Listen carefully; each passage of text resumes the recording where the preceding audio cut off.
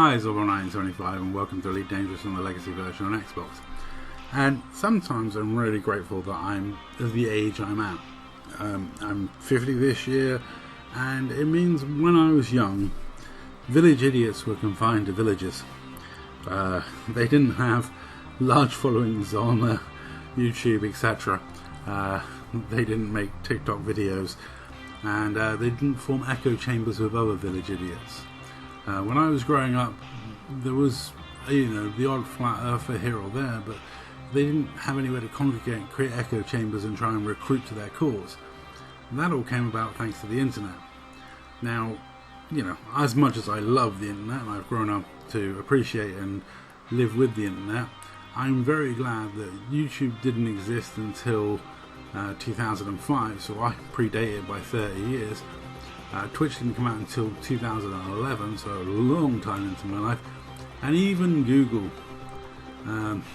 Google goes back to 1998, and I left school in 1992.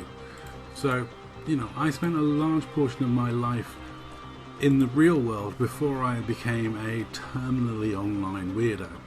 Whereas most young people today are terminally online weirdos before they develop real world skills. Now, because of my real world life, I rely on facts and logic, and when I get into a dispute with somebody, I tend to revert to facts and logic. Now, I don't trust people who inherently lie to me during conversations or present false facts to me, ones I can easily debunk and look up. Recently I had someone tell me that the UK was one of the most oppressive and racist places on earth. And I was like, no, it was well within the top 20 least racist countries on earth. In fact, if you look back, we didn't even, we had disagreements during World War II with the American soldiers over segregation. And in fact, I checked this website, and it had the top 20 listed, and UK was 17th.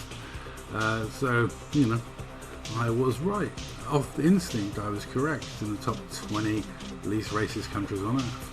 And like I said, during World War II, we had problems where the British civilians actually, had run-ins with military police Americans because the military police Americans were trying to cause segregation. And in the UK, we don't have segregation. And in fact, black service members that were British had difficulties with American MPs because they were trying to demand they segregated, and the British guys were like, no, we don't have to, this is the UK, I'm allowed to go where the hell I like. And we are after all the country that helped to stop the North Atlantic slave trade, spending a large amount of our GDP to do so. And yes, the British do have a dark history of colonialism, but which European powers don't. And I'll be honest, we've done some shady stuff, but that's all in the past and a long time ago. Always beware of people presenting false facts to you. Recently, me and Horizon, this is actually a while ago, about 6 months ago, we had a guy come into party chat who had fallen down that rabbit hole, which is really dangerous, which is the misinformation about Churchill.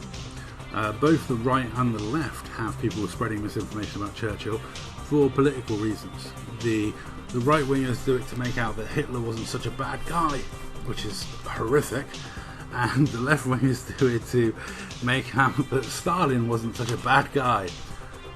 Equally horrific. Churchill gets the blame for a lot of stuff that he definitely didn't do. One thing that's easily disprovable with this is the fact that Churchill was not in power when the war broke out and had no sway over that. In fact, it didn't come until much later. And it's interesting because I'll play you a clip now from a Joe Rogan episode from a long time ago. This is pre-COVID, and listen to what he says. Because the thing is about these videos, and this is the issue that I have with not just videos, but also with blogs. People, you're writing things and you're not being checked as you're going along. Right. So it's just you broadcasting an idea. It's not a conversation, and because of that, you can give off the illusion of expertise without being checked. Now, the person they were talking about was Eric Dubay, because Eric Dubay had put out loads of stuff, anti-dinosaur stuff, which was hilarious, and Young Earth, I don't think it was Young Earth creationist stuff, or just anti-dinosaur in general. and Joe was talking to a paleontologist. I'll put the episode in the description, and they discussed it, and like, it was interesting to see someone debunk Eric's comments live. Now, a lot of podcasts could do with that sort of service. In fact, it is quite interesting that Joe used to have this opinion and now is friends with a lot of these people that are spreading similar misinformation that could do with correcting at times. Now, it's no slight on Joe. I love the Joe Rogan podcast. I've been watching it for many years, but I do not agree with everything that Joe puts out or says, or all of the guests that he has on. And on certain issues, I definitely don't agree with his guests. But what I will say is, when you're watching something like that, be conscious. It's easy to fall into rabbit holes and misinformation. Always fact check the information you're being presented with. That's easy to do these days. We have fact checkers at our fingertips. But don't take people's word for it, especially when that person's opinion is not one you would trust or one you would take advice from. You know, I wouldn't take legal advice from someone that's not legally trained. Similarly, I wouldn't take historical advice from a non-historian. Or at least someone that's, very conversant in the subject they're talking about. There is a place and a time for idle chit-chat and people like myself who don't know that much about a lot of subjects, just chatting and talking shit. But you have to be aware, that's people just chatting and talking shit, and not take it as fact. And, so there we go. Just a little inoculation against dangerous rabbit holes and dangerous misinformation. Fact check everything. That's all. Thanks for watching.